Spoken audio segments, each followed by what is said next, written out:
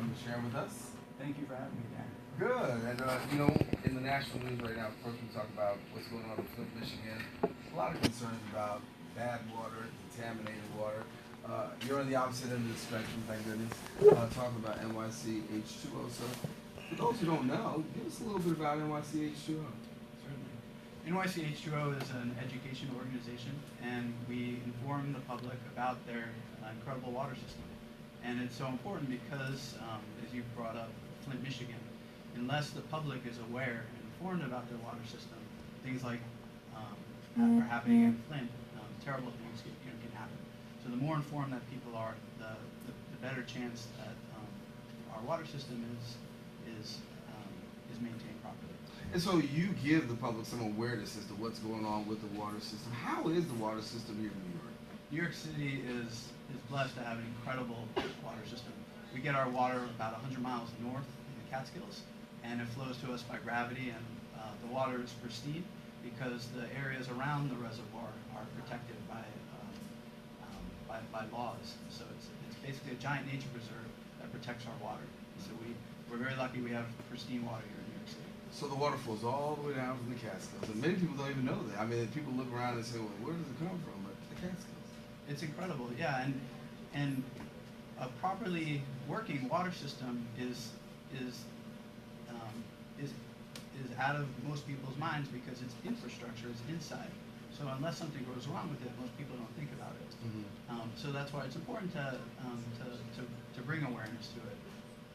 And so that's why we're offering this event, Alligators in the Sewers Day. Yeah, you're kind of freaking people out here. I mean, you're talking about alligators in the sewers. I mean, we got enough problems as it is. And somebody said, what is going on with alligators in the sewers? Well, it's an urban legend, and it happens to be a true one. In 1934 or 35, there was an alligator found in a sewer in Harlem. One.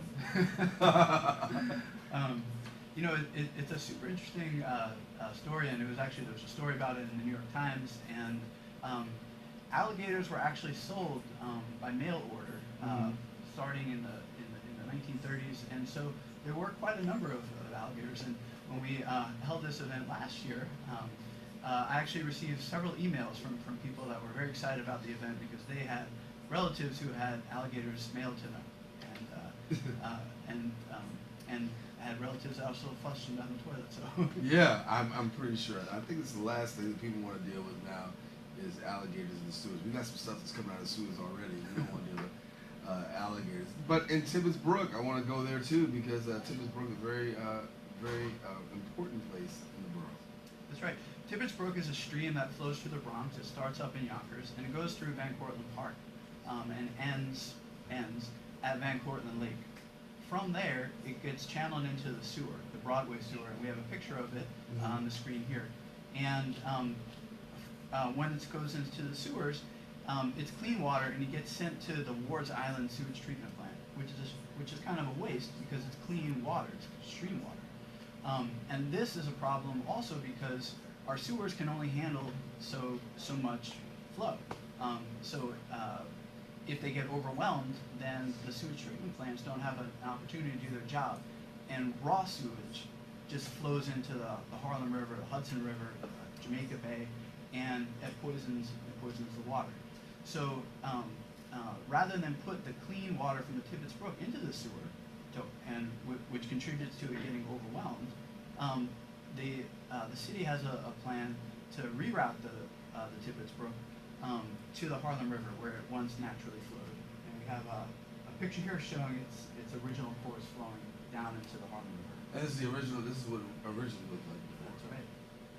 And so where are we with that? Is that a done deal or where does it stand? It's in the planning stages, and because we live in a developed city, and there's already a lot of infrastructure, including railroad tracks, other sewer tunnels, other infrastructure. There are many details to be worked out, but it's a very exciting and worthy project. Yeah, it's a lot happening. When you talk about New Yorkers being aware of what's going on as far as the water system, where water comes from, how healthy it is, the whole 9 yards. On a scale of 1 to 10, you give me an idea of how many people are really aware of what's going on with the water. For the most part, I don't think many people are aware of their infrastructure, again, because it's hidden. And a properly functioning water system, everybody's happy about. If you turn on your water, you take a shower, you're happy, you don't think about it.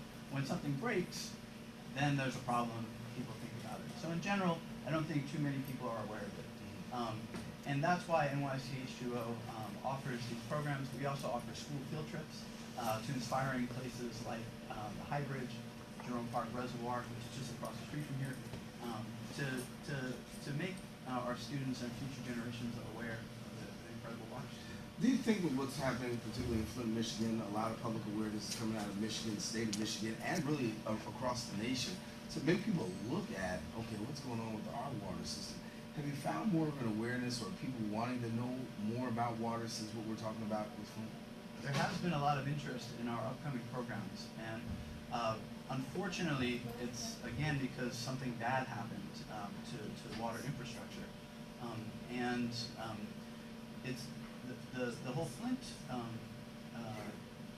ordeal also emphasizes or brings light to the fact that there's some environmental racism too. There's the community of Flint has many people of color. There's a poor community, and it speaks to the fact that that community wasn't looked after as maybe another community that's more affluent and not as predominantly people of color might be. So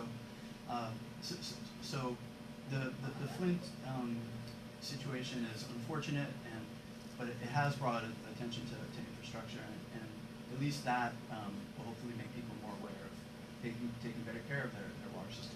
And the infrastructure in New York City, from what do we know? What do we know about that? Is it aged? Is it is it pretty well maintained? From what do you know? How does it work? Sure. New York's municipal water infrastructure started with the Croton system in 1842. It was greatly expanded in 1917 with the Catskill system, and the city uses over 1 billion gallons of water a day, and then also has to treat that with 14 sewage plants all around the city. Our infrastructure is old, it needs to be maintained, but the DEP, which is our water utility, does an incredible job maintaining our water system. And so New Yorkers are blessed to have an incredible water system that's great quality drinking water, and our sewage is maintained so that our waterways, where the sewage eventually flows after it's treated, are cleaner now more than they've been in 100 years. So we have an incredible system. Well, Matt Molina, Director and Founder of NYC H2O, thanks so much. Thanks for having me. All right, Matt dropped some knowledge on you. I bet you didn't know that our water came from the Catskills, but guess what? Now you know. We're going to take a quick break. Got more show coming up. We'll be right back. Yeah.